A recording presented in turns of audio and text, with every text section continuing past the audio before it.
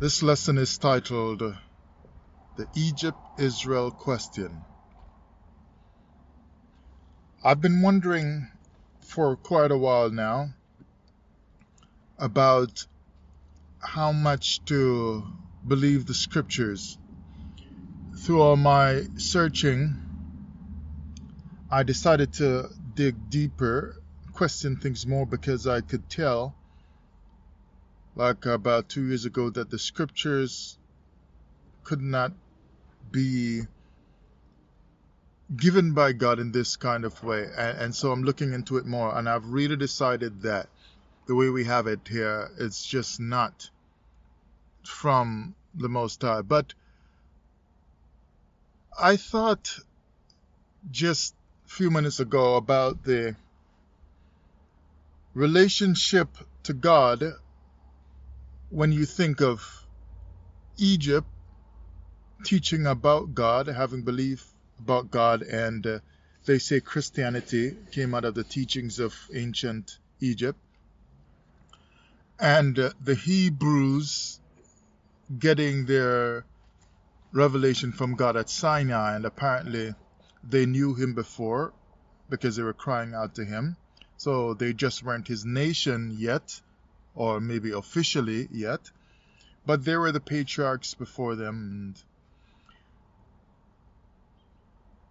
But I wondered, how did the Egyptians feel about all of this? Because Egyptians, and Cushites, being Hamites as the teaching goes, were said to be the first ones to be dealing with God. And so it brings this whole Hebrew revelation at Sinai into question. We know Amos chapter 3 and I think verse 2 says, "You only have I known of all the families of the earth. Therefore I will punish you for all your iniquities." So that's the Most High talking to Israel. So he says, "You only." And then you hear of this whole fight from the experts about Israel stole the commandments from the walls of Egypt. You got the 42 confessions, and you got Israel with their 10 commandments, which just somehow seem to be singled out or emphasized from the so-called 613 commandments. And it's funny that God gave apparently 613 commandments, and most people on earth who even read the Bible have never counted the 613 and have never paid attention to them. Like, you would have read through the whole Bible, and so you would have actually read them, but you haven't really looked at them, most of us, to say, let me verify that there are 613. Because no matter how much you've read the Bible, for how long, and how many times you've read the Bible through, front to back, there would seem to be a necessity, an importance in identifying all 613, because no matter how much you say you believe in God, you just cannot miss the actual instructions separate from the other general information in scripture, like the history, like in the book of Chronicles and so on. A lot of stuff there is like history. Most of us have never cared. Like, how do you live your entire life, and even if you call yourself a Hebrew Israelite and you're cursing out people and so on, but you're also teaching a lot of nice things about the scriptures and the Most High, how is it that you've never paid attention to the actual 613 to learn them? Because somebody told you there are 613. Like, if you got a job description and they gave you 12 things to know in your job, your new job you're starting, you're going to pay attention to all those 12 things, because no matter what else goes on in your job, whatever extra stuff they might ask you to do periodically, these 12 you must complete. This is your job. And if you don't do this, then your job's kind of in jeopardy, right? So no matter how much you fast and pray and all that kind of other stuff, it just seems a little bit kind of odd that most of us big up the Bible and the knowledge of God so much and don't actually pay attention to those supposed 613. But while they battle between Israel having its commandments direct from God at Sinai or having taken it from the walls of Egypt, I find it kind of funny, which is just a part of my search, because I remember just now starting actually to focus on Dr. Yosef Ben Yochanan, and I've ignored him all along before because I heard his name when I came into Israelite understanding, but didn't care because he sounded like he was into too much Egypt knowledge. So, it's just like it just wasn't a big deal for me. Now I'm finding that his information is so important. And it's clear that there can never be an Israel if there is no Egypt. But he at one point said that the Egyptians were the first one to come up with the concept of God, and they came up with it through science. So they're studying and searching out the universe, the cosmos, and so on.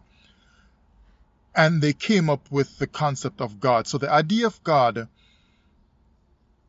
did not, according to his work, start up with no Abraham, Isaac, and Jacob. And it just started with the Egyptians, who are Hamites. So it makes me wonder something like the word of a prophet speaking for God from Amos 3 verse 2, you only have I known of all the families. So the family of Ham is not Israelites, so they do not know God, yet they came up with the concept of God according to his work and his research.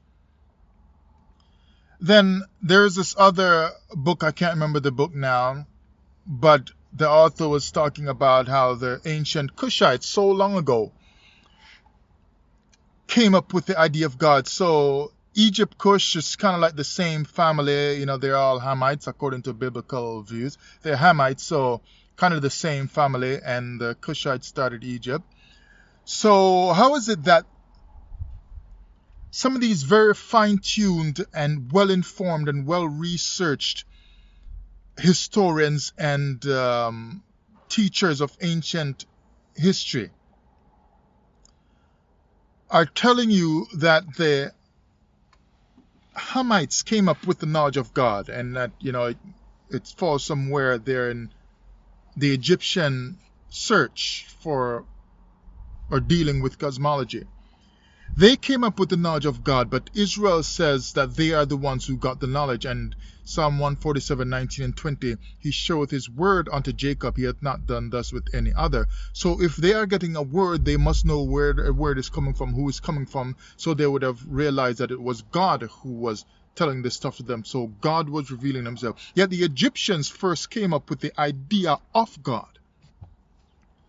So I'm wondering, how do we reconcile this? And we've got such a powerful Bible, which, even though I am clearly smashing it because there's a clear problem with the Torah here and there, which was not my intention to do. I was just minding my own business and realized something is wrong.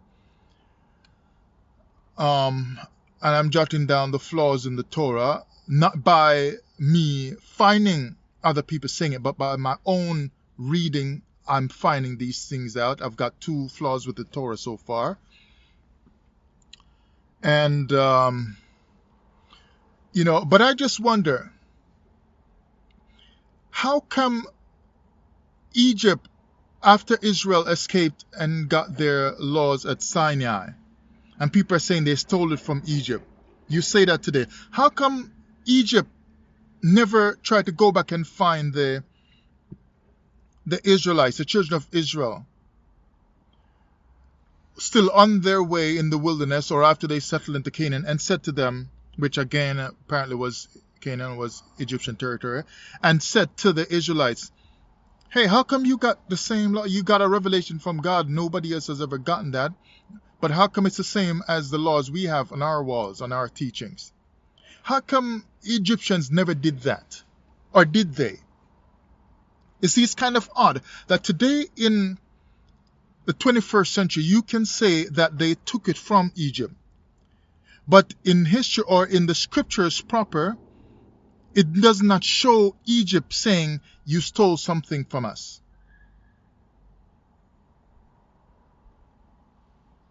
You know, it's like you accuse someone of something and you turn out to be right and they have to pay you back or whatever, or give you back whatever they shorted you from. So they want to hit you back and they say, well, you took this from me as well, so give me back that.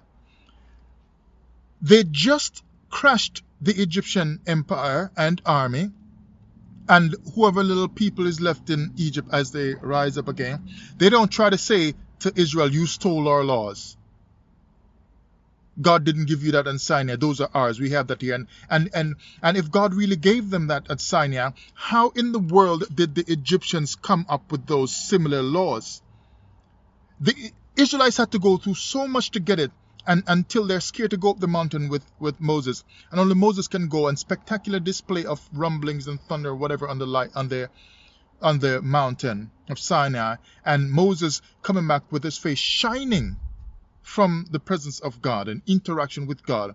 But Egyptians don't have to go through all that elaborate stuff. They just sit down and think, just look up at the sky, and they just get it on their own by working through science, thoughts of science. And they just get it. They don't have to act almighty and glorious like Moses coming out with his face shining to show you that he is coming from the presence of God. Like in the Christian church, people used to say they're prophesying, and they'd use the old Bible kind of way of saying it, the old English kind of way, when they're prophesying. Thus saith the Lord, to make it sound like they're in the Bible days. And they start prophesying to the church. That they're looking kind of holier than thou, or they're looking like an old-time ancient prophet. Egyptians don't have to act like that, like they're acting like some special person from God. They just have the commandments there written on their walls. But Moses has to somehow appear like he is holier than thou. My face is shining, stand back. But even when Moses got to the priest at Midian, it's like Midian still Egyptian territory, and this person is a priest as well, and he's helping out Moses with certain basic stuff. And he never says, you said the Most High gave you this at Sinai, but isn't it the same as what Egypt had all along? Why did he need to give you that? Like, what's the difference? Like, instead of you going up the mountain and risking falling and slipping down the mountain to go and try to find God to get this word, this set of commandments, you were already in Egypt cussing out the Pharaoh to let the people go. Why didn't you just ask him? And better than that, by being in Egypt and growing up in the Pharaoh's house, wouldn't you have known all these commandments all these years? Why did God need to take you up the mountain to give them to you? Because they don't seem like any spectacular kind of information or laws that people don't know, as many have said. Like at least some of the basic ones, like thou shalt not kill. People would have known thou shalt not kill. In fact, thou shalt not kill seemed to have been around already, so that when Cain slew his brother Abel, it clearly looked like something evil, and that he himself knew it was wrong. And that the Most High came trying to deal with it, and he knew it was wrong so much that he even was complaining like, man, I'm really going to be judged now because people are really going to kill me because of this judgment you're placing on me for this. So, I mean, you know, he's like, people are going to kill me for doing something wrong, basically, if you really slap me with this kind of curse. So it seems a bit strange. But the final consideration is this. To think of how one might be led, or how we have been led to think that the laws of Sinai were new when they were clearly not, because it seems the Egyptians had them before, at least these basic 10 commandments. Let's say thousands of years ago, like 4,000 or 5,000 years ago, when people were just riding donkeys and horses, that you invented the first car. Instead of in modern times, it was invented by you like 4,500 years ago. So you can zip past anyone riding their little donkey and carrying a few items in their little cart pulled by the donkey, because you got the space in the car to store your stuff and you got the trunk to store stuff. You can carry more stuff and you can clearly go much faster than the little donkey is going. And you're protected from the elements as well. You know, if it rains, you're not going to get wet because the car is enclosed. And the kings back then all want to order copies of your car, like, you know, so you're going to start making money now. Your own king, he bigs you up, and this is going to be great for the empire. Massive money is going to be made from the empire here. We're going to be the richest on earth. The first car ever on earth, you made it like 4,500 years ago. So now you start driving your car around to different empires, and to let people see. You're not showing off, it's on display. You're showing it and letting people know, oh, modern technology, and people are like wowed at it. You know, because you just got a dream, like saying, I wish I could move faster than the horse or the donkey will let me go, and carry more stuff and not get wet by the rain. And somehow you just came up with the idea to make this thing, and you ended up calling it a car. So you made that car.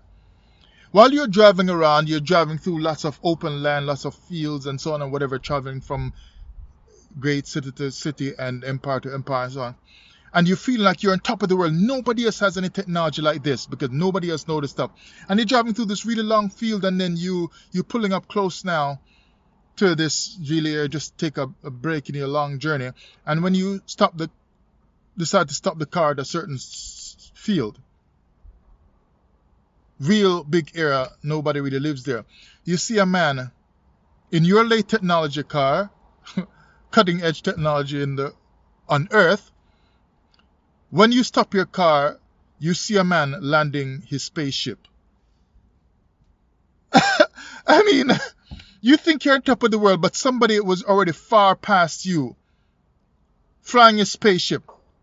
So that's what I'm wondering. Israel gets a technology to deal with God. When